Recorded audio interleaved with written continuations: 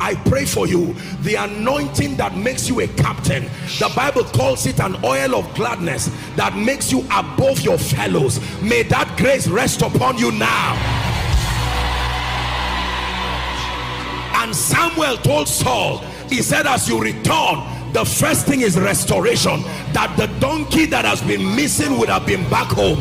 We prophesy that everything you have lost in 2023, we decree and declare, let it be a balance brought forward for you. Yes.